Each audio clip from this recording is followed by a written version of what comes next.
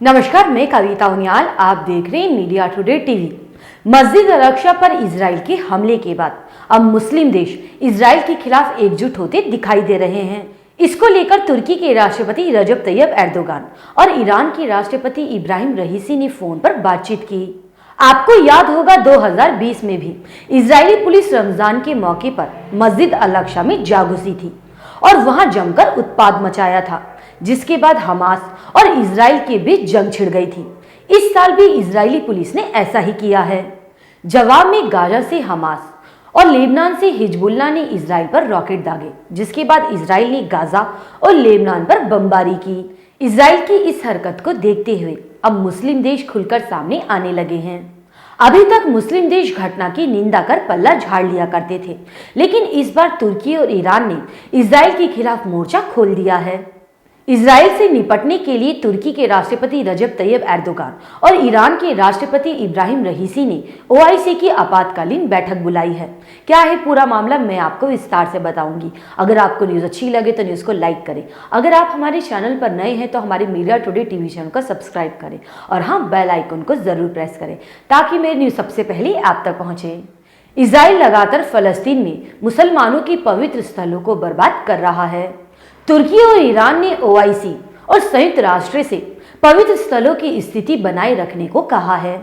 Israel द्वारा मस्जिद Al-Aqsa पर किए गए ताजे हमले के बाद एर्दोगान और रईसी ने इस मसले पर बातचीत की। बातचीत के दौरान दोनों नेताओं ने दुनिया भर के मुस्लिम देशों से साथ आने का आह्वान किया है।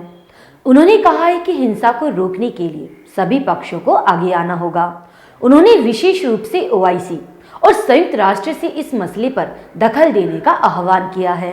बातचीत में एर्दोगान ने रईसी से कहा है कि हाल ही में कई यूरोपीय शहरों, खासकर तुर्की के दूतावास के बाहर कुरान जलाए जाने के विरोध में भी एकजुटता दिखानी होगी।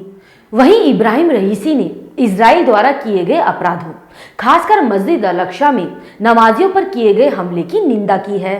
दोनों नेताओं ने इजराइल की दुश्मनी से कैसे निपटा जाए, इस पर चर्चा करने के लिए ओआईसी की आपातकालीन बैठक बुलाई है। उन्होंने सीरिया और लेबनान के खिलाफ इजराइल के हालिया हमलों की निंदा करते हुए कहा है कि इजराइल के कारनामों का सामना करने के लिए मुस्लिम देशों को एकजुट होना जरूरी है। इसी के साथ एक अपडेट और है। चीन ने सऊदी अरब और ईरान के बीच दोस्ती करवा दी है। 7 साल बाद चीन में सऊदी अरब और ईरान के विदेश मंत्रियों ने मुलाकात की। इससे पहले चीन की मध्यस्थता से ही दोनों मुस्लिम दुश्मन देशों के बीच समझौता हुआ था। चीन ने इजराइल के दुश्मन नंबर 1 ईरान और अमेरिका के सबसे बड़े सहयोगी सऊदी अरब के बीच दोस्ती करवा दी है, जिसके बाद बाइडेन प्रशासन टेंशन में आ गया है। सऊदी अरब के सरकारी टीवी चैनल अखबारिया ने प्रिंस फैजल और ईरानी विदेश मंत्री को एक साथ हाथ मिलाते हुए अगल बगल बैठे दिखाया है। ईरानी सरकारी टीवी चैनल ने भी बताया कि दोनों मंत्रियों ने दूतावास को फिर से खोलने पर बातचीत की। तुर्की के राष्ट्रपति एर्दोगान भी पहले सऊदी अरब और फिर ईरान का दौरा कर चुके हैं।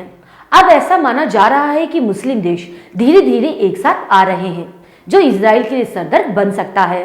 ओआईसी की बैठक में क्या होगा, क्या तुर्की और ईरान की कोशिश रंग लाएगी, ये तो आने वाले समय में ही पता चलेगा। अब मैं आपको अगली खबर के साथ मिलूंगी। आपकी इस न्यूज़ पर क्या राय है, मुझे कमेंट करके जरूर बताइएगा। शुक्रिया।